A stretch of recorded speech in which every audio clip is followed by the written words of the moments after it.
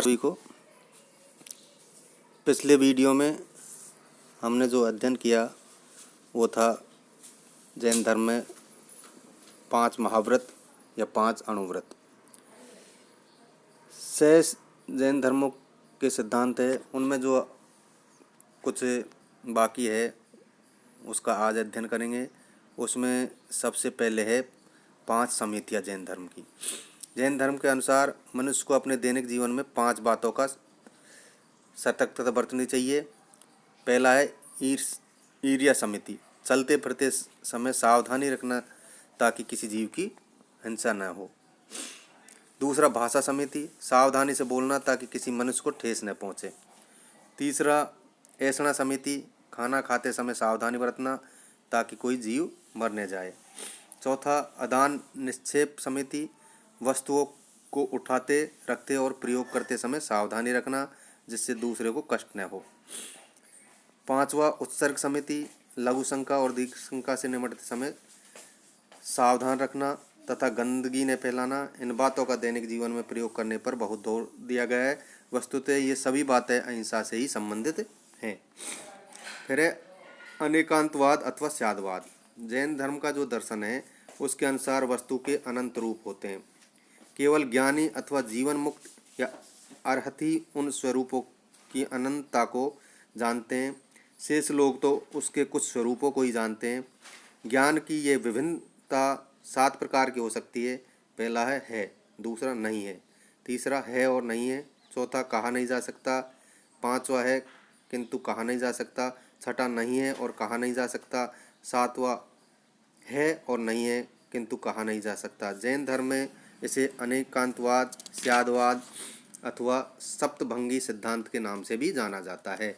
यह भी हो सकता है कि एक व्यक्ति किसी एक स्वरूप को जाने हुए हो और दूसरा किसी और स्वरूप को, और फिर भी यह भी संभव है कि वक्ता जाने हुए स्वरूप को भी अंश मात्र ही कहे। भिन्न भिन्न व्यक्तियों के इस प्रकार के कथन परस्पर विरोधी प्रतीत होते हैं, जबकि वे अपनी अपनी दृष्टि से ठीक है। यदि मनुष्य तटस्थ भाव से उसी वस्तु का दर्शन करता है और जैसी वह उसे दिखाई देती है वह वैसा ही उसे बताता है तो ये बताना सत्य ही कहा जाएगा, असत्य नहीं। फिर है तपस्या और उपवास। महावीर ने आत्मा को वश में करने तथा 5 आचरणों का पालन करने के प्रयत्न में तपस्या और उपवास पर सबसे अधिक बल दिया। उन्होंने 2 प्रकार की तपस्या बतलाई, एक ब्रह्म बाह्य और दूसरी आंतरिक। बाह्य तपस्या में व्रत, अन्न त्याग, भिक्षाचार्य तथा कष्ट सहन करना मुख्य है, और आंतरिक तपस्या में नम्रता, सेवा, स्वाध्याय, ध्यान तथा शरीर त्याग सम्मिलित है। बाह्य तपस्या करने से व्यक्ति में आंतरिक तपस्या करने की क्षमता आती है और इससे आदमी में अच्छे विचारों का विकास होता है। महावीर स्वामी ने तपस्या का सबसे सरल उपाय उपवास बताया है। इससे शरीर एवं आत्मा शुद्ध होती है और मनुष्य मोक्ष प्राप्त करता है। इन बातों के अलावा महावीर स्वामी ने इस युग में प्रचलित धार्मिक और सामाजिक बुराइयों के संबंध में कई और बातें बताई। जैसे पहला है वेदों को मान्यता नहीं। महावीर स्वामी ने सैद्धांतिक दृष्टि से ब्राह्मण धर्म के वेदवाद, यज्ञवाद और कर्मकांड का खुलकर विरोध किया था।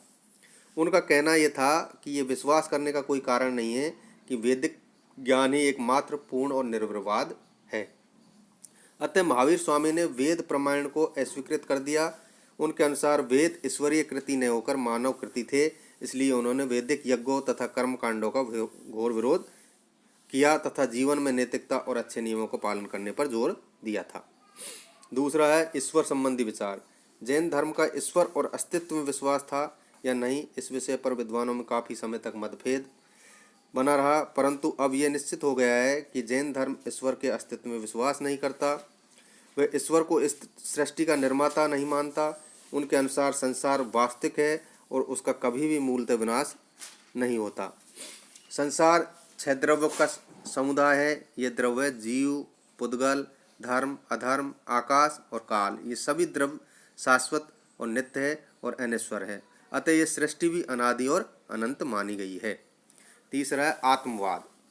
ईश्वर के अस्तित्व में विश्वास न रखते हुए भी जैन धर्म अनात्मवादी भी नहीं है। महावीर स्वामी आत्मा की अमरता में विश्वास रखते थे।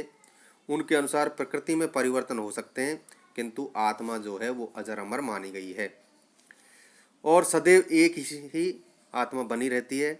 वो जीव को ही आत्मा मानते हैं और उनके अनुसार जीव केवल मनुष्य, पशु और वनस्पति में ही नहीं है, बल्कि विश्व के कण कण में पाया जाता है। इसी आत्मा को मनुष्य ईश्वर कह सकते हैं। फिर है पुनर्जन्म और कर्मवाद।